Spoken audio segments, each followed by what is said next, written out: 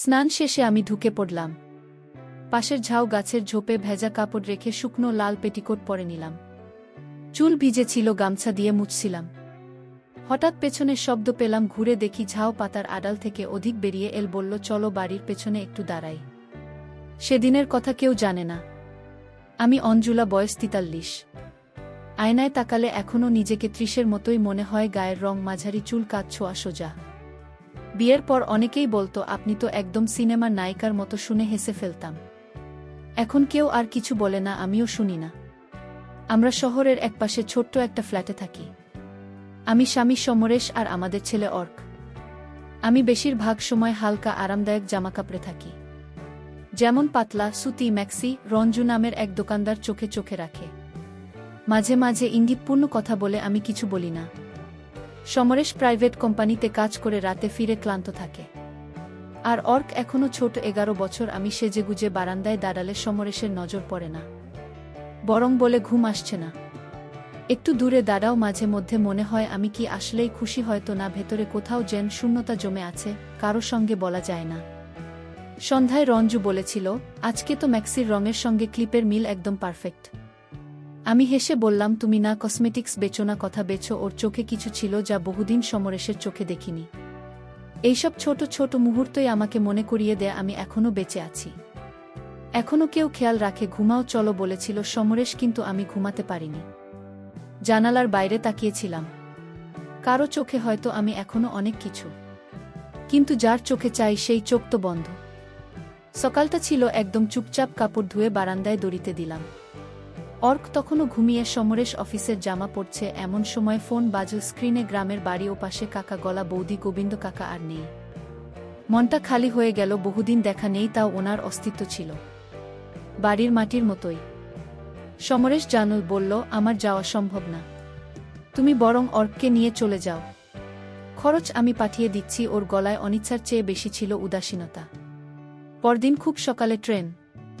Bag গোছালাম। গায়ে ছিল আরামদায়ক একটা পাতলা ম্যাক্সি, তার উপর একটা হালকা ওড়না। ট্রেনে ভিড়, গরম, সেটাই বেশি ভাবছিলাম। আমার পাশে বসেছিল এক যুবক, চুপচাপ প্রথমে, তারপর একটু নড়েচড়ে বসল। একবার তার হাত ছুঁয়ে গেল, আমার কাঁধ ঘেঁষে বলল, সরি। আমি বললাম, ঠিক আছে। মনে হচ্ছিল তার দৃষ্টি একটু বেশি মনোযোগী। বাতাসে কাপড়টা গায়ে লেগেছিল। আমিও ওড়না একটু গুছিয়ে নিলাম। কিছুক্ষণ পর ও বলল, কাকিমা, পানির বোতলটা খুলে দেবেন? আমি খুলে দিতেই আঙুল ছুঁয়ে গেল তার। খুব স্বাভাবিক, কিন্তু মনে একটু অন্য রকম লাগলো। ও নামার সময় বলল, আপনার চুলটা একদম সাবিতা বৌদির মতো। আমি চমকে তাকাতে সে ভিড়ে মিলিয়ে গেল। ট্রেন চলছিল। আমি শুধু জানালার বাইরে তাকিয়ে ভাবছিলাম। কিছু মুহূর্ত থাকে যেগুলো শুধু শরীর বুঝতে পারে, মন জমিয়ে রাখে, কিন্তু বলা যায় না। দুপুরের পর পৌঁছালাম গ্রামের স্টেশনে। উঠোন, পুকুর, আম গাছ, সব যেন ফিরে এল অনেক বছর আগের মতো। দাদা বলল, অঞ্চলা বৌমা, অর্ক তো একেবারে মাস্টারমশাই হয়ে গেছে। আমাকে ঘর দেওয়া হলো। এক কোণার ঘরে, মাটির মেঝে, কাঠের খাট, জানালার পাশ দিয়ে আসা হাওয়া। ব্যাগ রেখে বসতেই মনে হলো অবশেষে একটু শান্তি। শ্রাদ্ধের জন্য গ্রামে এলেও ভেতরে ভেতরে বসছিলাম। এ সফরে শুধু বিদায়ের নয়, কিছু নতুন গল্পেরও শুরু হতে চলেছে, যার ইঙ্গিত হয়তো আজ রাতে। সকালের রোদ উঠোনে এসে পড়েছে। আমি রান্নাঘরের জানালা দিয়ে বাইরে তাকিয়েছিলাম। হঠাৎ এক যুবক এসে দাঁড়াল দরজার পাশে। হালকা ঘাম চোখে, সোজা দৃষ্টি। বলল, আপনি কি অর্কর মা? আমি হেসে বললাম, হ্যাঁ। সে চোখ সরাল না, বরং দৃষ্টি যেন একটু বেশি সময় আটকে রইল আমার মুখে। বলল, আমি অভিক দাদুর বাড়ি এসেছি। আমি মাথা নাড়িয়ে ভেতরে চলে আসলাম, কিন্তু একটা অনুভব রয়ে গেল। ওর দৃষ্টিতে শুধুই দেখা ছিল না, যেন কিছু বুঝে নেওয়ার চেষ্টা। দুপুরে খাওয়ার পর শরীরটা ক্লান্ত হয়ে পড়েছিল। আমি পাতলা ব্লাউজ আর পেটিকোট নিয়ে পেছনের বাথরুমে গেলাম। ওদিকে পুকুর আর চালার উপরে কিছু ভেন্টিলেটর। স্নানের সময় ভেজা কাপড় গায়ে লেগেছিল। একটু অস্বস্তি হচ্ছিল। আলো ছায়ায় চেহারার রেখা ভেদ করে যেন নিজেকেই নতুন করে অনুভব করছিলাম। ওদিকে উঠোনে অর্কসহ কিছু ছেলে খেলছিল। হঠাৎ বলটা চালার উপর গিয়ে পড়ে। অভিক বলল, আমি নিয়ে আসি। হাসতে হাসতে সে উঠতে লাগলো। চালায় বল তুলতে গিয়ে হঠাৎ চোখ পড়ল ভেন্টিলেটরের ভাগ দিয়ে এক ঝলক। সে হয়তো আমাকে দেখেছিল। পেছন ফিরে দাঁড়িয়ে ভেজা চুলে গামছা দিয়ে মাথা মুছছিলাম। সে মুহূর্তে কিছু বলার ছিল না, কিন্তু তার চোখে যেন স্থিরতা হারিয়ে গিয়েছিল। আমি ভেতর থেকে ডাকলাম, অর্ক বাইরে আছিস? অভিক চমকে উঠল, বল হাতে নিচে নামল, কিন্তু তার চোখে তখনও সেই মুহূর্তের এক ঝলক জমেছিল। সন্ধ্যায় পুকুর পাড় দিয়ে হেঁটে আসছিলাম, দেখি সে উঠোনে বসে বল ঘোরাচ্ছে। আমি বললাম, আজকের বলটা তো কাজে দিল। সে তাকিয়ে হেসে কিছু বলল না, শুধু সেই চেনা দৃষ্টিটা আবার ফিরে এল যা চালার উপর থেকে শুরু হয়েছিল। রাতটা কেমন যেন নিঃশব্দে মোড় নিচ্ছিল, ঝিঙির ডাক, গরম হাওয়া আর চারপাশের নিস্তব্ধতা যেন ভেতরের কোনো দোলানো ভাবনা জাগিয়ে তুলছিল। ঘরের সবাই ঘুমিয়ে পড়েছে, আমি অর্কর পাশে শুয়েছিলাম, কিন্তু ঘুম আসছিল না। একটু হাওয়া লাগবে ভেবে দরজার কপাটটা সামান্য খুলে দাঁড়ালাম। গায়ে ছিল একটানা পরা পাতলা ম্যাক্সি, চুল খুলে পেছনে ফেলেছিলাম। এই গ্রামে এমন আরামে সবাই চলে, মেয়েরা যেমন, আমিও বাইরে, কেউ কিছু বলে না। আমি জানতাম না, কেউ হয়তো দেখছেও, টিউবওয়েলের পাশে দাঁড়িয়ে অধিক জল খাচ্ছিল, হয়তো কিছু ভাবছিল। হঠাৎ ওর চোখ পড়ল আমার ধরের দিকে। দরজার ফাঁকে দাঁড়িয়েছিলাম, পাতলা ম্যাক্সিতে এক হাতে চুল সামলাচ্ছি আর এক হাতে খোপা ধরে হালকা বাতাস নিচ্ছি। হঠাৎ মনে হলো কেউ হয়তো তাকিয়ে আছে। অভিক উঠোনের ধারে দাঁড়িয়েছিল, থমকে গেল। আলো ছায়ায় আমার অবজবটা ভেসে উঠেছিল। হয়তো সেটা শুধু দেখা নয়, কিছু টের পাওয়ার মতো ছিল। আমি জানতাম না ওর চোখ পড়েছে কিনা, কিন্তু মনে হচ্ছিল আশপাশে যেন নিঃশব্দে কেউ দাঁড়িয়ে আছে। নিঃশ্বাসও শুনতে পেলাম কিনা বুঝতে পারছিলাম না। এক ঝলক তাকিয়ে দেখি চোখাচোখি হলো, চোখে একরকম চাপা আগুন। আমি কিছু না বলে ধীরে ধীরে দরজার কপাট টেনে ভেতরে চলে এলাম। মনে হচ্ছিল রাতটা আজ কিছু আলাদা বলছে। সকালে উঠেই রান্নাঘর থেকে হাঁড়ির শব্দ পেলাম, উঠোনে পাতার ধোয়ার গন্ধ, গোবিন্দ কাকার শ্রাদ্ধ বাড়িতে লোকজনের ভিড়, রান্না, জল তোলা, সব মিলে যেন ছোটখাটো আয়োজন। চুল বেঁধে ম্যাক্সিন উপর একটা শাল জড়িয়ে রান্নাঘরে গেলাম। দাদা মজা করে বলল, তোরে ধর জামাই বানিয়ে ফেললাম রে। আমি হেসে বললাম, কাজে মন থাকলে মন ভালো থাকে। উঠোনে অভিক তখন থেকেই কাজ করে চলেছে, জল টানা, পাতা কাটা, চাল তোলা। কে বলবে শহরের ছেলে? চোখ একবার গিয়ে পড়ল ওর দিকেই। সাদা গেঞ্জিতে ঘামে ভেজা শরীর, মুখে ক্লান্তি আর মনোযোগ। আমি চোখ ফিরিয়ে নিলাম। আজকের দিনে এসব ভাবা যায় না। দুপুরে ঘরে গিয়ে পাতলা সাদা বর্ডারের শাড়িটা পরতে শুরু করলাম। পুরনো হাতাকাটা ব্লাউজ, আরামদায়ক গলায়, খোলা আয়নার সামনে দাঁড়িয়ে আঁচল ঠিক করছিলাম। হঠাৎ জানালার হাওয়া আঁচল সরিয়ে দিল।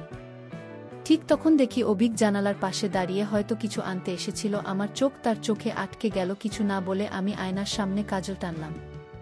মনে হচ্ছিল এখনও নিজের মধ্যে কিছু আছে যা বলে না, কিন্তু বোঝায়। শ্রাদ্ধের ভিড়ে আত্মীয় স্বজন, উঠোনে পাতপাতা হয়েছে। আমি একপাশে বসে খেয়াল করলাম অভিক একেবারে উল্টো দিকে এসে বসেছে, চোখে শান্ত ভাব, কিন্তু তার আড়ালে এক অদ্ভুত দৃষ্টি। একবার চোখাচোখি হলো, তারপর দুজনেই নিচে তাকালাম।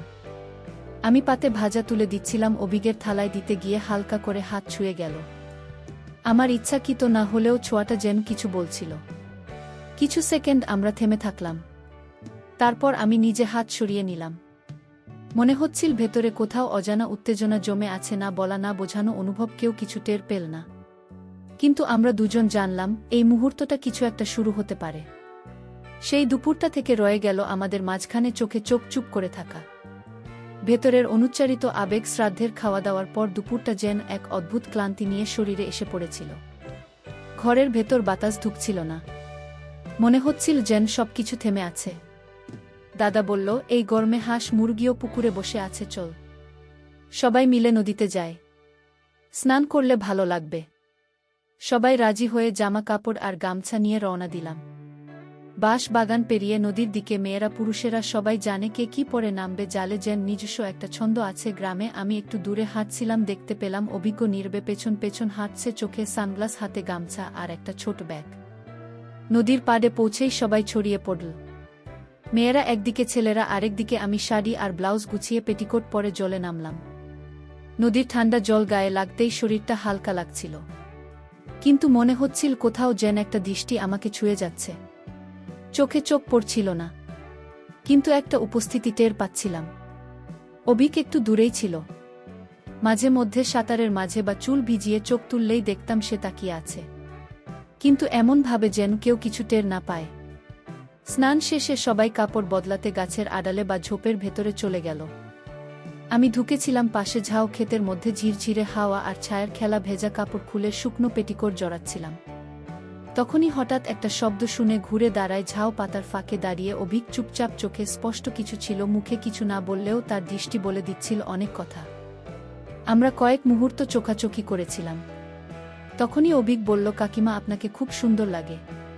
এই কথাটা হওয়ার মতোই এসে লাগলো মনে, কেউ কোনোদিন এমন করে বলেনি। আর এমন মুহূর্তে বলা কথার রেশ যেন শরীর ছুঁয়ে গেল। আমি কিছু বলিনি, সরে দাঁড়িয়েও যাইনি, কিন্তু জানতাম আমাদের মাঝে কিছু বদলে গেছে। চোখের ভাষায়, অনুভবে সেই বিকেলটা ঝাউ পাতার মধ্যে থেকে আমার মনেও থেকে গেল। রাতটা ছিল গুমোট, মনটা অস্থির, বারবার বিকেলের ঘটনাটা মনে পড়ছিল। প্রশ্ন করছিলাম নিজেকে, এটা ভুল নাকি এটুকু অনুভবও আমার প্রাপ্ত ছিল। আমি ম্যাক্সি পরে খাটে বসেছিলাম চুপচাপ। বাড়ির সব ঘর নিস্তব্ধ। অর্ক পাশের ঘরে বাতাসে পর্দা দল ছিল। ঠিক তখনই দরজার ফাঁকে একটা ছায়া। আমি যেন আগে থেকেই জানতাম অভিক। সে ধীরে ধীরে ঘরে এল, মুখে কোনো শব্দ নেই, চোখে সেই পুরনো দৃষ্টি, এবার আরও স্থির। আমি ফিসফিস করে বললাম, সবাই ঘুমিয়ে পড়েছি তো? সে মাথা নেড়ে বলল, চলো পেছনের দিকে, ঘরের গাদার কাছে কেউ দেখবে না। আমি কিছু না বলে উঠে দাঁড়ালাম, শব্দ না করে বেরিয়ে গেলাম। ওর পেছন পেছন ঘরের গাদায় এসে দাঁড়ালাম। দুজনে চাঁদের আলো ছায়ায় মিশে গেছে চারপাশ। অভিক ফিসফিস করে বলল, তোমাকে প্রথম যেদিন দেখলাম সেদিনই বুঝেছিলাম তুমি আলাদা। আমি নিচে তাকিয়ে রইলাম। সে হাত বাড়িয়ে আমার কপালের চুল সরিয়ে দিল। কিছু বলল না, শুধু চোখে চোখ রেখে যেন অনেক কথা বলে দিল চুপচাপ।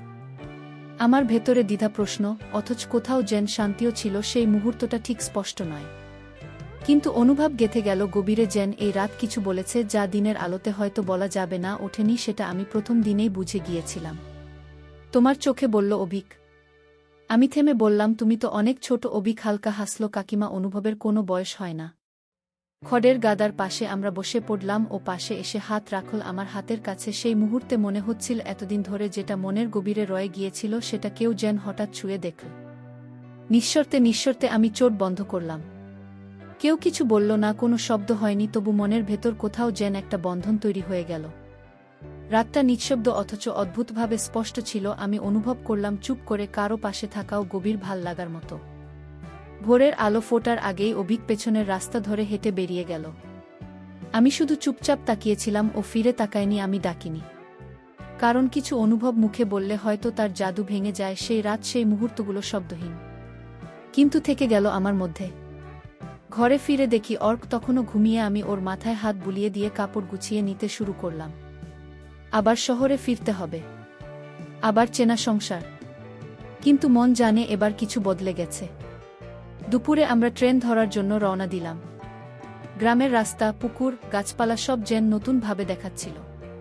ট্রেনে বসে আমি জানালার বাইরে তাকিয়ে ভাবছিলাম, একদিন হয়তো আবার ফিরব এই গ্রামে। যখন অর্ক বড় হবে তখন নির্ভয়ে আসতে পারব। এখানে হয়তো ঝাউ ক্ষেতের পাশে দাঁড়িয়ে অভিক তখনও থাকবে। আর সেদিন সবকিছু আবার শুরু হতে পারে, ঠিক যেখানে শেষ হয়েছিল।